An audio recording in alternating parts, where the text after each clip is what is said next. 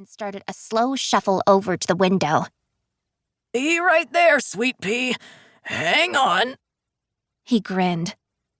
This is quite the pickle you've gotten yourself into. I kicked my feet in the air with a grunt. Can we save the jokes for when I'm right side up? Cackling, Grandpa Walt grabbed the waistband of my pants and yanked me forward. I popped through the gap and tumbled onto the floor with a crash. I lay spread-eagled on the rug, catching my breath. A few clonks and bruises, but I'd live. The rubbery tip of a cane poked at my nose. And why couldn't you use the front door? Nurse Edie was on the desk. You'd think the overlord of Shady Elms would take Saturday off, but apparently not. I dusted off my knees and stood up, only to pause at the look on Grandpa's face. The one he gets when he's trying to figure out the pieces he's forgotten and doesn't want me to know. If anyone's going to enforce the no kids visiting alone after 6 p.m. rule, it's the big boss lady, right? I prompted him with a little smile. Right, he said slowly, bushy eyebrows straining under the weight of his creased forehead. And we have important work to do, I continued, for project validation. Grandpa's eyes lit up at that. Back in familiar territory. We'd been working on project validation since I was 6 years old. Project goals included proving that Grandpa Walt was telling the truth about meeting an alien 30 years ago, and that Dad's been super wrong by not being on board with the whole project from the start. I might not have told Grandpa about that second part.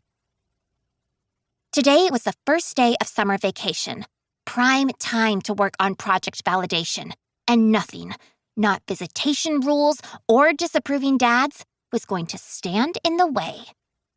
A lively knock sounded at Grandpa's door before it swung open, and a hand patted the wall to flip on the living room light. The hulking figure in the doorway grinned down at me. Lemon!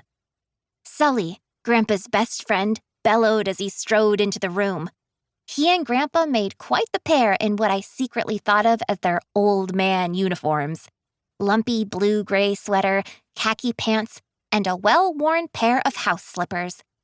They could almost be twins, except for the fact that Sully was a foot taller and bald as an egg.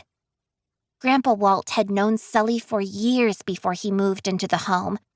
It had made the change easier and cheered him up to see a familiar face on arrival back in October. So much so that he looped Sully in on project validation. Unfortunately, Sully wasn't the most subtle team member. Checking in with Team Greeny and reporting for duty. He knocked off a salute. What's on the agenda today? Sully, it's awesome to have your help, but seriously, please, I begged. A little quieter? He slapped a hand over his mouth and gave me a thumbs up. Also, I couldn't help adding, it's project validation. You're no fun, he said, laughing when I rolled my eyes. Now spill, what's the plan? Well, I said, considering Nurse Edie's out front. Right. Sully snapped his fingers. I'll go take watch, he said, heading for the door. You can count on me, Team Gree. Thank you, bye-bye.